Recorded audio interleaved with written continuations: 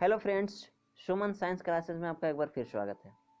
आज से friends general science का सीरीज चलाने वाले हैं, जिसमें सारे कॉम्पिटिशन्स जो कि हो चुके हैं उन सभी के प्रीवियस ईयर्स के क्वेश्चंस देखेंगे और उनका डीपली सॉल्यूशन भी देखेंगे। तो फ्रेंड्स, इस चैनल पर अगर नए हैं तो आपसे रिक्वेस्ट है चैनल को सब्सक्राइब कर दें, साथ ही साथ बेल आइकन प्रेस कर दें ताकि आने वाले वीडियोज का नोटिफिकेशन सबसे पहले आप तक मिल सके। और सेशन अच्छा लगे तो सेशन को लाइक कर दें। तो चलिए फ्रेंड्स, शुरू करते हैं सेशन को। पहला क्वेश्चन कहता है कार्य की इकाई क्या है। तो कार्य की इकाई को हम लोग क्या बोलते हैं? जूल बोलते हैं। क्या है? जूल। जूल और किसका किसका इकाई है? ये ऐसा यूनिट है, ठीक है। क्या है? ऐसा इकाई है। किसका किसका ऐसा इकाई है?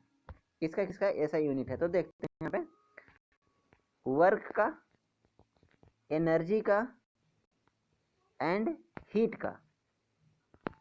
बोले तो कार्य का, ऊर्जा का और ऊष्मा का, तीनों का क्या है? जूल है। क्या है? जूल है, ठीक है। यहाँ पे जूल को हम लोग और किस तरह से लिख सकते हैं स्टैंडर्ड यूनिट के रूप में? तो न्यूटन मीटर के रूप में लिख सकते हैं। किस रूप में लिख सकते हैं? न्यूटन मीटर के रूप में। यहाँ पे देखते हैं वाट किसका ऐसा यूनिट है। तो वाट है शक्ति का। किसका? पावर यानी शक्ति का। वाट को और कैसे लिख सकते हैं? इसका और स्टैंडर्ड रूप में कैसे लिख सकते हैं? तो जूल सेकेंड इनवर्स, जूल पर सेकेंड, ठीक है। और भी देख लेते हैं यहाँ पे न्यूटन किसका है? तो फोर्स का। हम लोग सब जानते हैं न्यूटन किसका है? फोर्स का। इसको और किस रूप में लिख सकते हैं स्टैंडर्ड रूप में? तो केजी मीटर पर सेकेंड स्क्वायर, केजी मीटर पर सेकेंड स्क्वायर के रूप में लिख सकते हैं, ठीक है। यहाँ पे देखते हैं न्यूटन सेकेंड किसका ऐसा यूनिट है? तो ये है इम्पल्स का। किसका है? इम्पल्स का। इम्पल्स का ऐसा यूनिट क्या है? Newton second. न्यूटन सेकेंड को और हम लोग किस तरह से लिख सकते हैं? तो यहाँ पे हम लोग न्यूटन सेकेंड को लिख सकते हैं केजी मीटर पर सेकेंड। केजी मीटर पर सेकेंड के रूप में भी लिख सकते हैं न्यूटन सेकेंड को। और ये किसका इकाई है? इम्पल्स का, ठीक है। तो आई थिंक समझ गए होंगे। चलते हैं अगले क्वेश्चन की तरफ और देखते हैं अगला क्वेश्चन। इंसुलिन का उत्पादन किया जाता है, कहाँ से किया जाता है? इंसुलिन का उत्पादन कहाँ से होता है?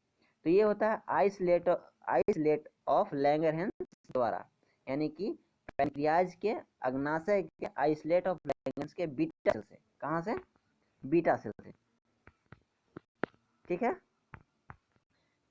पैनक्रियाज के आइसलेट ऑफ लैंगरहैंस के बीटा से इंसुलिन उत्पादन होता है। और ये इसका काम क्या होता है? तो ब्लड में ग्लूकोज लेवल को घटाने का काम करता है। ब्लड में ग्लूकोज लेवल को घटाने का काम करता है। और भी देख लेते हैं आइसलेट ऑफ लैंगरहैंस की बात आया तो कि alpha cell of islet of Langerhans से एक इसके अपोजिट हार्मोन स्रावित होता है, जिसको हम लोग बोलते हैं ग्लूकागोन। जिसका क्या बोलते हैं? ग्लूकागोन। ग्लूकागोन इसका काम इंसुलिन के जस्ट अपोजिट है। ये कहाँ से होता है? कहाँ से स्रावित होता है? तो alpha cell of islet of Langerhans of pancreas, ठीक है। इसका काम होता है ब्लड में ग्लूकोज लेवल को बढ़ाना। ग्लूकागोन जो कि alpha cell of islet of Langerhans से स्रावित होता है, उसका काम है ब्लड में ग्लूकोज लेवल को बढ़ाना। और इंसुलिन जो कि beta cell of islet of Langerhans of pancreas से स्रावित होता है, जिसका काम है ब्लड में ग्लूकोज लेवल को घटाना। ये अपने अपने सिचुएशन के अनुसार काम करते हैं, ठीक है। तो समझ गए होंगे आई थिंक। चलते हैं अगले क्वेश्चन की तरफ। अगला क्वेश्चन कहता है कीटों के वैज्ञानिक अध्ययन को कहते हैं। कीटों के वैज्ञानिक अध्ययन को हम लोग क्या बोलते हैं? तो एंटेमोलॉजी बोलते हैं। क्या बोलते हैं?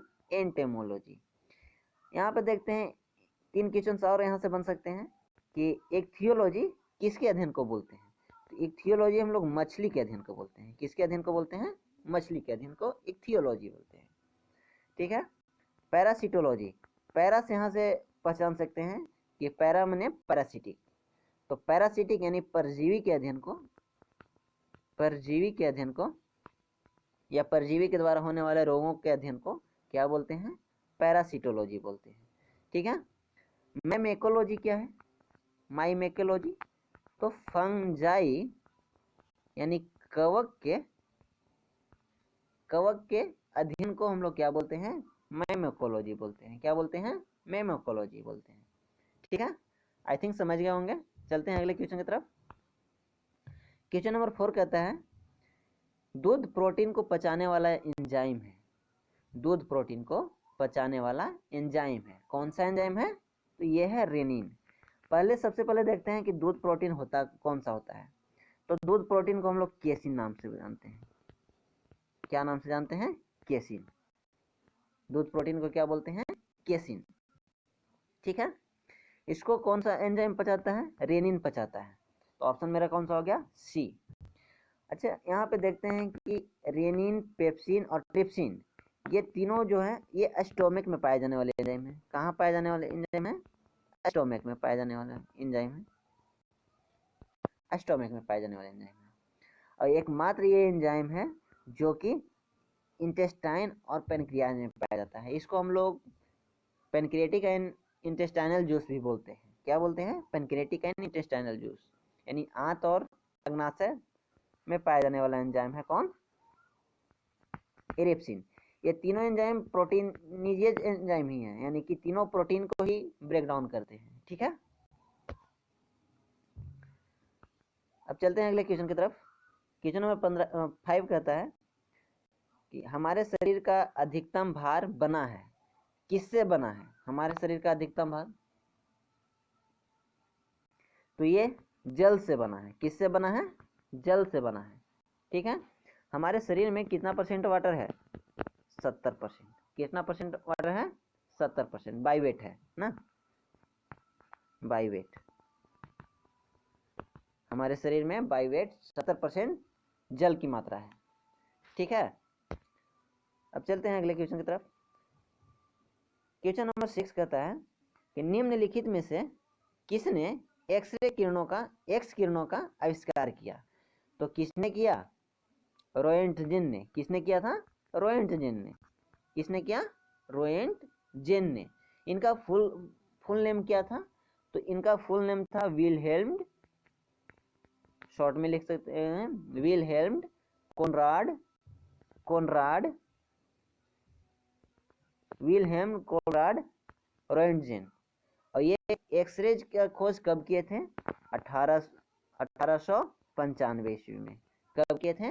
1895 ईस्वी में। ठीक है। ये कहाँ के रहने वाले थे? कहाँ के मूल निवासी थे? तो जर्मनी के थे। कहाँ के थे? जर्मनी के। ठीक है। और रदरफोर्ड किसका खोज किया था? रदरफोर्ड ने नाभिक का खोज किया था। किसका खोज किया था? नाभिक का खोज किया था। ठीक है। नाभिक का खोज किया था। एक्स-रेज प्रकीर्णन का ही इस्तेमाल किया था। एक्स-रेज प्रकीर्णन एक्सपेरिमेंट का इस्तेमाल किया था रदरफोर्ड ने नाभिक के खोज के लिए। ठीक है। तो चलते हैं अगले क्वेश्चन की तरफ। क्वेश्चन नंबर 7 कहता है कि पेंसिल की नोक निम्नलिखित में से किस एक से बनती है? सीसा से बनती है, एंटीमनी से बनती है, ग्रेफाइट से बनती है, इनमें से कोई नहीं। तो कौन सा ऑप्शन हो जाएगा? ग्रेफाइट से बनती है। Option number C. ठीक है। ग्रेफाइट किसका प्रूफ है? कार्बन का प्रूफ है। ग्रेफाइट हो गया, हीरा हो गया, ये सब किसका अप्रूफ है? कार्बन का प्रूफ है। ठीक है। इसको विद्युत का एक अच्छा चालक भी माना जाता है ग्रेफाइट को। ठीक है। आगे चलते हैं अगले क्वेश्चन की तरफ। और अगला क्वेश्चन कहता है निम्नलिखित में से क्या जल से हल्का होता है? जल से निम्नलिखित में से कौन हल्का होता है? बताइए इसमें। तो कौन होता है? सोडियम होता है। कौन होता है? सोडियम होता है। ठीक है। आगे चलते हैं। दूध के खराब होने का कारण होता है। तो दूध में कौन सा बैक्टीरिया पाया जाता है? उसी के कारण खराब होगा। तो कौन सा हो जाएगा? लैक्टोबैसिलस बैक्टीरिया जो होते हैं वो दूध को दही बनाने में प्रयुक्त होते हैं, यानी कि दूध को दही में परिवर्तित करने में जो रिस्पॉन्सिबल होते हैं वो लैक्टोबैसिलस ही होते हैं। ठीक है। अच्छा, यहाँ से एक और क्वेश्चन बनता है कि दूध में कौन सा अम्ल पाया जाता है? सीधा सीधी बात है, लैक्टोबैसिलस है तो लैक्टिक अम्ल। कौन सा? लैक्टिक अम्ल, लैक्टिक एसिड। दूध में कौन सा अम्ल पाया जाता है? लैक्टिक अम्ल पाया जाता है, लैक्टिक एसिड। चलते हैं question, question number 10। Question number 10 कहता है हरित गृह प्रभाव के कारण पृथ्वी का तापमान क्या हो रहा है? बढ़ रहा है, घट रहा है, बढ़ रहा है, स्थिर है, इनमें से कोई नहीं। तो हरित गृह प्रभाव के यानी ग्रीन हाउस इफेक्ट के कारण, ग्रीन हाउस इफेक्ट के कारण पृथ्वी का जो टेम्परेचर है लगातार बढ़ रही है। ठीक है।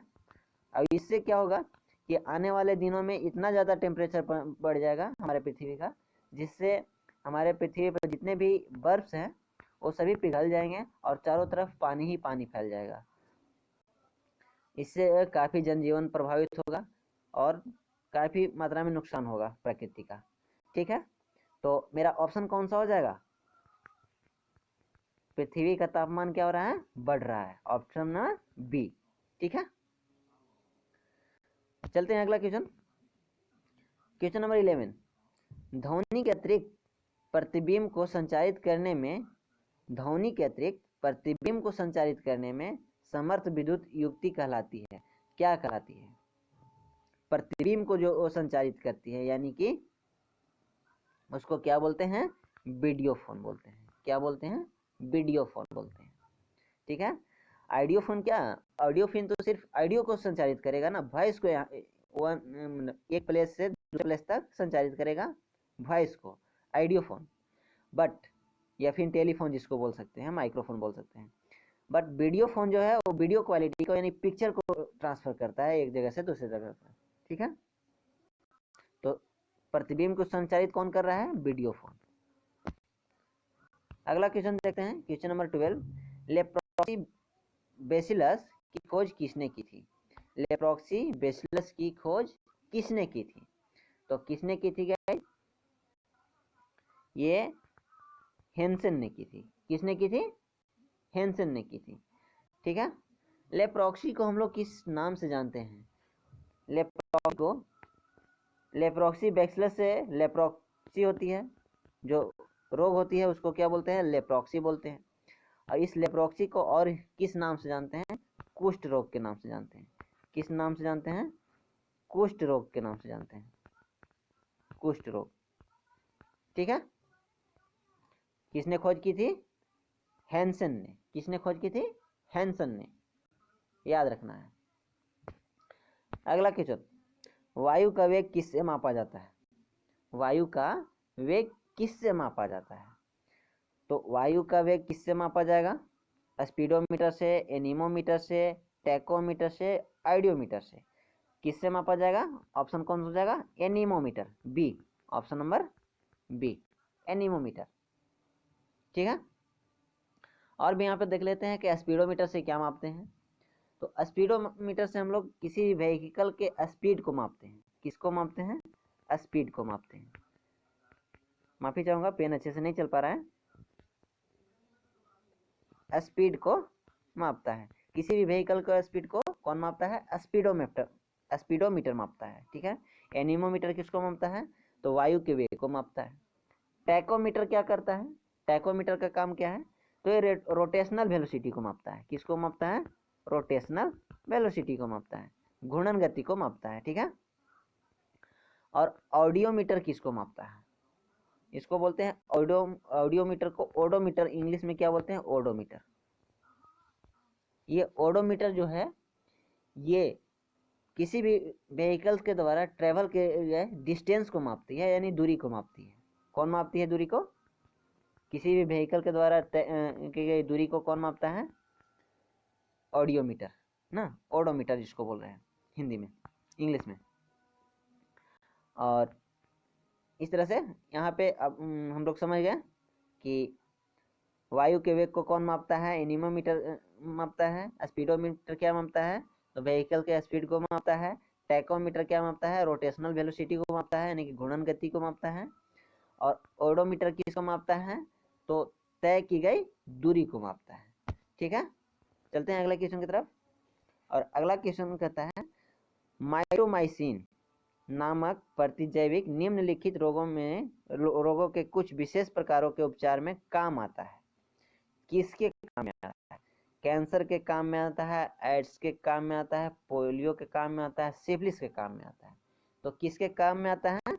कैंसर के काम में आता है। किसके काम में आता है? कैंसर के काम में आता है। ठीक है, चलते हैं अगला क्वेश्चन की तरफ। रेडियो संचरण में इससे आशय है। रेडियो संचरण में इससे क्या आशय है? तो रेडियो संचरण में इससे आशय है फ्रीक्वेंसी मॉड्यूलेशन से। किससे? फ्रीक्वेंसी मॉड्यूलेशन से। इसका आशय किससे है? फ्रीक्वेंसी मॉड्यूलेशन से। ठीक है, चलते हैं अगले क्वेश्चन की तरफ। अगला क्वेश्चन कहता है क्वेश्चन नंबर 16 कि विकासवादी दृष्टिकोण से निम्नलिखित में से कौन मानव के निकटतर है? तो मानव के मिला जुला कौन है? डॉल्फिन है, उड़न मीन है, शार्क है, कछुआ है। तो कौन सा है? डॉल्फिन है। कौन सा है? डॉल्फिन है। ऑप्शन कौन सा हो जाएगा? ए। डॉल्फिन जो है वो मैमल्स में ही आता है। डॉल्फिन किस में आता है? मैमल्स में आ जाता है। ठीक है, और इसका जो बहुत सारे जो फीचर्स हैं, बहुत सारे जो कैरेक्टर्स है इसका, वो मानव से मिलता जुलता है। ठीक है, तो चलते हैं अगला क्वेश्चन की तरफ। अगला क्वेश्चन कहता है कि उदर से लगा हुआ मानव आंत का लघु ऊपरी भाग कहलाता है। उदर से लगा हुआ मानव आंत का लघु ऊपरी भाग कहलाता है। क्यों कहलाता है? तो डियोडिनम कहलाता है। क्या कहलाता है? डियोडिनम कहलाता है। ठीक है, यहाँ पे समझ लेते हैं कि उदर से एक डाइजेस्टिव सिस्टम का, पाचन तंत्र का एक क्रमबद्ध तरीके से यानी डिसेंडिंग ऑर्डर देखेंगे। तो सबसे पहले देखते हैं उदर। उदर से जो सटा हुआ पार्ट्स होता है वो कौन सा होता है? स्मॉल इंटेस्टाइन का होता है, यानी कि छोटी आंत का होता है। उदर से जो डायरेक्टली कांटेक्ट में होता है वो कौन सा होता है पार्ट्स? स्मॉल इंटेस्टाइन, जिसको छोटी आंत बोल रहे हैं। अब ये छोटी आंत का कौन सा पार्ट? छोटी आंत में एक्चुअली कितने पार्ट्स होते हैं? तो 3 पार्ट्स होते हैं। कौन कौन से होते हैं? डियोडिनम होता है, इस्चियम होता है और इलियम होता है। डियोडिनम होता है, इस्चियम होता है और इलियम होता है। अगर कभी क्वेश्चन पूछ दे कि इलियम किसका पार्ट्स है, तो छोटी आंत का है। किसका पार्ट है? छोटी आंत का। इस्चियम किसका पार्ट्स है? छोटी आंत का। डियोडिनम किसका पार्ट्स है? तो छोटी आंत का। अगर क्वेश्चन इस तरह से पूछ दे कि छोटी आंत के यू शेप्ड के जो आकार के जो पार्ट्स है उसका नाम क्या है? तो डियोडिनम। डियोडिनम जो होता है उसका शेप जो होता है वो यू शेप्ड का होता है। कैसा शेप होता है? यू शेप्ड का। ठीक है, डियोडिनम का शेप कैसा होता है? यू। और भी देख लेते हैं यहाँ पे कि उदर और डियोडिनम के बीच में जो गेट होता है उसमें जो दरवाजा लगा हुआ होता है, जो जिस दरवाजे के द्वारा यानी जिस गेट के द्वारा, जिस भाल्व के द्वारा रेगुलेट किया जाता है, उसको हम लोग क्या बोलते हैं? स्फिंक्टर वाल्व बोलते हैं। क्या बोलते हैं? स्फिंक्टर वाल्व बोलते हैं। इसको हम लोग जठर निर्गम सवर्णी भी बोलते हैं, यानी कि इसको क्या बोलते हैं? सॉरी, पाइलोरिक स्फिंक्टर बोलते हैं। क्या बोलते हैं? पाइलोरिक स्फिंक्टर बोलते हैं। Pyloric sphincter. पेन अच्छे से नहीं चल पा रहा है। Pyloric sphincter,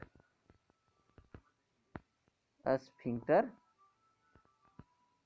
sphincter, pyloric sphincter बोलते हैं। ठीक है, किसके किसके बीच के ओपनिंग गेट को ये रेगुलेट करता है? उदर और डियोडिनम के बीच के। डियोडिनम किसका पार्ट है? स्मॉल इंटेस्टाइन का। ठीक है, और भी देख लेते हैं। तो डियोडिनम के बाद कौन सा आ जाता है? डियोडिनम के बाद आता है इलियम, इस्चियम आ जाता है। इस्चियम आ जाता है, देन आफ्टर इलियम आ जाता है। उसके बाद बड़ी आंत शुरू हो जाती है। बड़ी आंत में सबसे पहला जो पार्ट्स होता है वो कौन सा होता है? सिक्कम हो जाता है। सिकम हो जाता है, पेन अच्छे से नहीं चल पा रहा है, सॉरी माफ कीजिएगा। सिकम हो जाता है, देन आफ्टर कोलोन हो जाता है, सबसे लास्ट पार्ट जो होता है वो कोलोन हो जाता है। ये सिकम और कोलोन दोनों बड़ी आंत का पार्ट्स हैं, ठीक है, यानी कि लार्ज इंटेस्टाइन के पार्ट्स हैं। अब इलियम और सिकम के बीच के जो वाल्व होता है उसको जो स्फिंक्टर रेगुलेट करता है उसको क्या बोलते हैं, इलियोसिकल वाल्व बोलते हैं। क्या बोलते हैं, इलियोसिकल वाल्व। यानी कि इलियम और इस सिकम के बीच के जो गेट होता है उस पे जो दरवाजा लगा हुआ होता है, इस तरह से समझ सकते हैं, वो कौन सा होता है, उसका नाम क्या होता है, इलियोसिकल वाल्व। क्या बोलते हैं, इलियोसिकल वाल्व। तो आई थिंक इतनी सारी इंफॉर्मेशन आप लोग समझ गए होंगे। चलते हैं अगला क्वेश्चन की तरफ। और अगला क्वेश्चन कहता है, रेशम का कीट यानी सिल्कवॉर्म अपने जीवन चक्र के किस चरण में वाणिज्यिक तंतु यानी फाइबर ऑफ कॉमर्स पैदा करता है? तो किस स्टेज में करता है? ये करता है आपका प्यूपा स्टेज में, यानी कि कोशित स्टेज में, प्यूपा स्टेज में, ठीक है। किस स्टेज में करता है? प्यूपा स्टेज में। चलते हैं अगला क्वेश्चन। क्वेश्चन नंबर 19 कहता है कि रुधिर में ग्लूकोज स्तर समानतः व्यक्त किया जाता है। रुधिर में ग्लूकोज स्तर समानतः व्यक्त किया जाता है, किसमें किया जाता है? हीमोग्लोबिन के मिलीमीटर में, या मिलीमीटर प्रति डेसीमीटर, मिलीग्राम प्रति डेसीलीटर में, या भाग प्रति मिलियन में, या ग्राम प्रति लीटर में? तो किसमें किया जाता है? ये आपका किया जाता है मिलीग्राम प्रति डेसीलीटर में, मिलीग्राम प्रति डेसीलीटर में, मिलीग्राम प्रति डेसीलीटर में, ठीक है। चलते हैं अब अगले क्वेश्चन की तरफ। क्वेश्चन नंबर 20, विटामिन B12 की कमी पर्णाशी अरक्तता का कारक है। जंतु विटामिन B12 का संश्लेषण नहीं कर सकते। मानवों को अपना सारा विटामिन B12 में कौन सा संकुलन धातु आयन होता है? तो कौन सा संकुलन आयन होता है? इसका पहले हम लोग नाम जान देते हैं कि इसके केमिकल नेम को क्या बोलते हैं। इसको केमिकल नेम को जानते हैं साइनोकोबालामीन, साइनोकोबालामीन, साइनोकोबालामीन बोलते हैं। विटामिन B12 का किस नाम से जानते हैं? साइनोकोबालामीन के।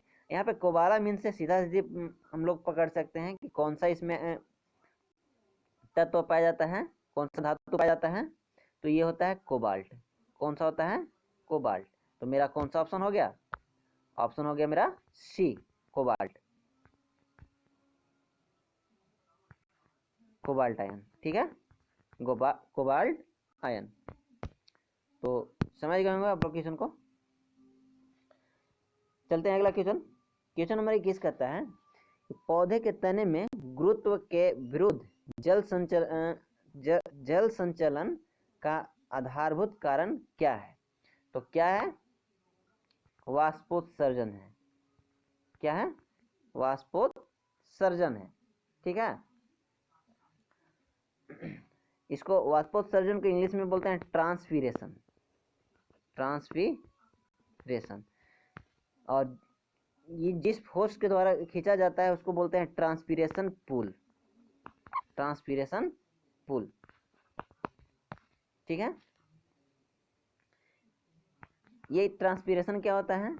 तो पत्तियों के द्वारा जो भी वाष्प के रूप में हमारे पत्तियों से वाष्प के रूप में जल जो निकलता है उस प्रक्रिया को क्या बोलते हैं? वाष्पोत्सर्जन बोलते हैं, ठीक है। यानी पत्तियों से वाष्प के रूप में वाटर का लॉस को क्या बोलते हैं? वाष्पोत्सर्जन बोलते हैं, ठीक है।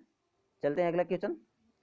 क्वेश्चन नंबर 22 कहता है कवक की कोशिका भित्ति पादपों से भिन्न होती है क्योंकि इनमें होता है, क्या होता है?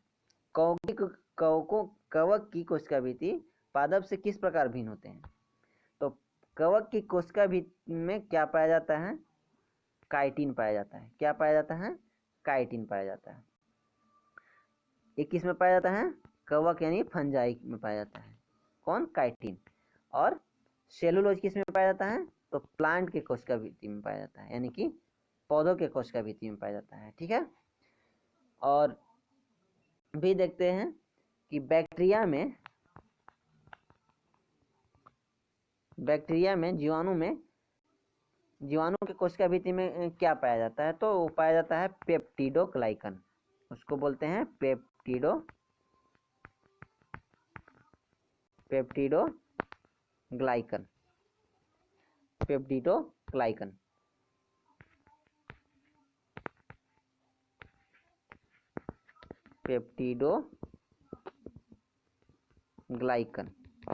ओके, आई थिंक समझ गए होंगे। अब ये तीनों क्वेश्चंस काफ़ी बार पूछे भी गए हैं प्रीवियस ईयर्स में, और काफ़ी बार पूछे भी जाएंगे। काफ़ी इंपॉर्टेंट क्वेश्चंस अभी जो डिस्कस किए, इन तीनों पौधों, फंजाई यानी कवक, और बैक्टीरिया यानी जीवाणु, तीनों के कोशिका भित्ति में पाए जाने वाले जो मटेरियल्स हैं उनका याद रखना अति आवश्यक है हर स्टूडेंट के लिए। तो चलते हैं अगला question.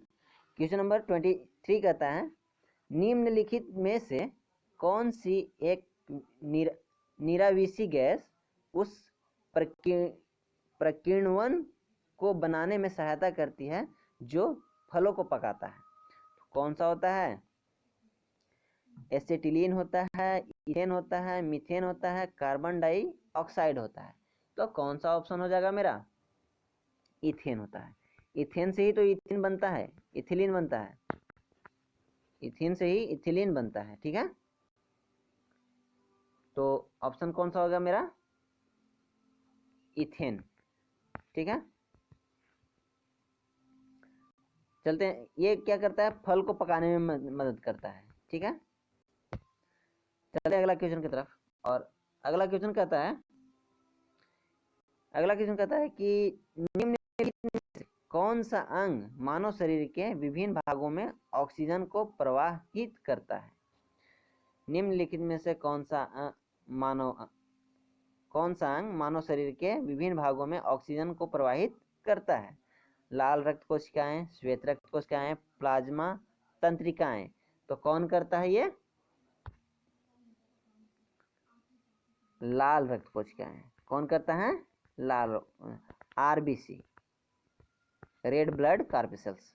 Red blood corpuscles, full form इसका क्या होगा? Red blood कार्पेसल्स। हिंदी में बोले लाल रक्त कोशिकाएं। ठीक है, चलते हैं अगले क्वेश्चन की तरफ।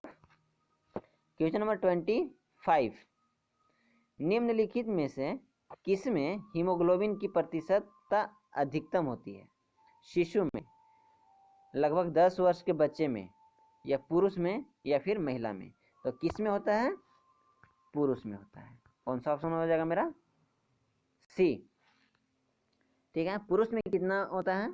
तो ये होता है, वेरी करता है 12.7 टू 17.7, 12.7 टू 17.7 mm मिलीग्राम पर डेसीलीटर, मिलीग्राम पर डेसीलीटर।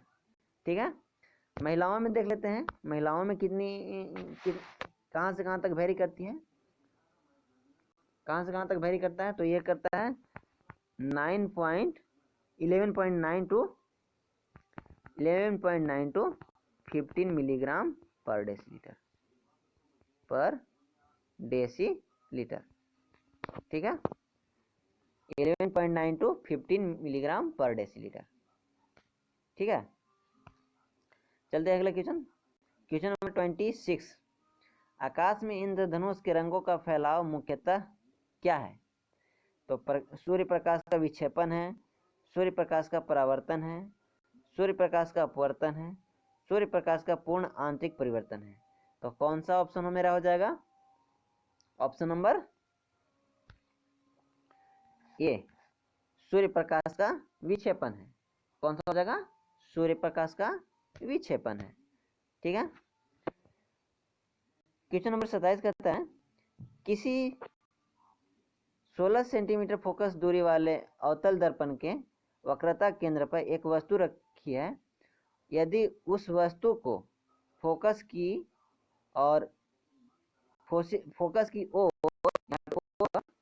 फोकस की ओर 8 सेंटीमीटर खिसकाया जाए तो उसके प्रतिबिंब की प्रकृति क्या होगी? प्रतिबिंब की प्रकृति क्या होगी? ऐसा कह रहा है,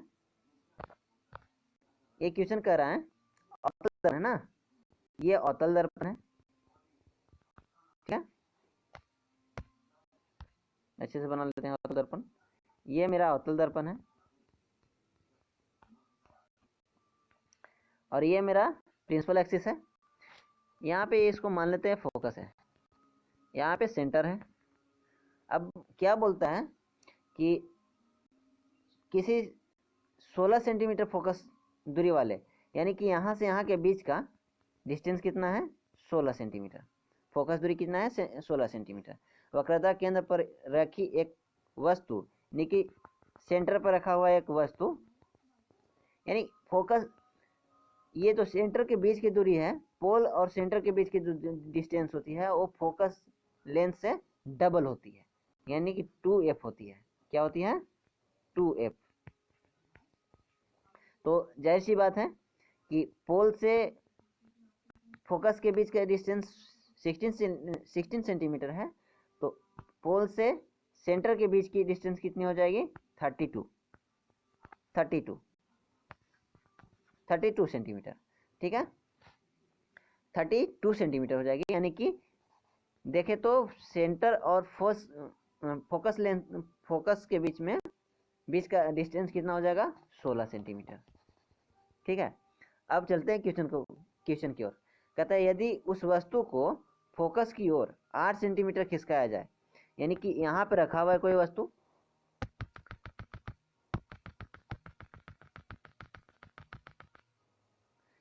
यहाँ पे कोई वस्तु रखा हुआ है, यहाँ से बोलता है कि इससे 8 सेंटीमीटर किधर खिसकाया जाए? तो फोकस की ओर खिसकाया जाए। यहाँ से 8 सेंटीमीटर खिसकाए तो तब बोलता है कि उसके प्रतिबिंब की प्रकृति क्या होगी। तो हम लोग समझ लेते हैं कि जब इसको इधर खिसकाएंगे तो ये कहाँ बनेगा? तो ये जो है सेंटर और फोकस के बीच का पार्ट है ना, सेंटर से लेकर फोकस की ओर बढ़ा रहे हैं, तो ये फोकस और सेंटर के बीच में ही बनेगा। कहाँ बनेगा? सेंटर और फोकस के बीच में ही बनेगा। ठीक है, अब जो कि क्या हो जाएगा, इसका जो प्रकृति होगा कौन सा हो जाएगा? पेन अच्छे से नहीं चल पा रहा है, सॉरी, माफ कीजिएगा। इसका प्रकृति जो हो जाएगी वो वास्तविक हो जाएगी और आवर्धित हो जाएगी। यानी कि वस्तु जो होता है वास्तविक होगा, साथ ही साथ उल्टा होगा, वास्तविक होगा और आवर्धित होगा, यानी कि उस वस्तु से बड़ा प्रतिबिंब बनेगा। ठीक है, आई थिंक समझ गए होंगे। तो चलते हैं अगले क्वेश्चन की तरफ। क्वेश्चन नंबर 28, इनमें से कौन पुरुष सेक्स हार्मोन है? पुरुष का सेक्स हार्मोन कौन सा है? तो कौन सा है? टेस्टोस्टेरोन। कौन सा है? टेस्टोस्टेरोन। ठीक है, क्वेश्चन नंबर 29, निम्नलिखित विद्युत चुंबकीय तरंगों में सबसे अधिक तरंगदैर्घ्य किसकी है? तो सबसे अधिक तरंगदैर्घ्य किसकी है गाइस? ये है गामा किरणों की। किसकी है? गामा किरणों की। सॉरी, ऑप्शन कौन हो जाएगा मेरा? B, option number B. ठीक है, और अब चलते हैं आज के और अंतिम क्वेश्चन। कहता है अंतिम क्वेश्चन कि एक ऊर्ध्वाधर स्प्रिंग जिसके निचले सिरे पर एक भार लटका है में से धारा प्रवाहित की जाती है, भार की स्थिति में क्या परिवर्तन होगा? ठीक है, तो क्या परिवर्तन होगा? भार जो है वो क्या करेगा? दोलन करना स्टार्ट कर देगा। भार जो है वो क्या करना स्टार्ट कर देगा? दोलन करना स्टार्ट कर देगा। ठीक है, तो आई थिंक सेशन अच्छा लगा हो। अगर आप लोगों को सेशन अच्छा लगा हो तो सेशन को सब्सक्राइब कीजिएगा, सेशन को लाइक कीजिएगा, चैनल को तो सब्सक्राइब कीजिएगा ही कीजिएगा, साथ ही साथ बेल आइकन को भी प्रेस कीजिएगा ताकि आने वाले जो भी वीडियोज हैं इस सीरीज के, उनका इन्फॉर्मेशन सबसे पहले आप तक मिल सके। Thanks for watching.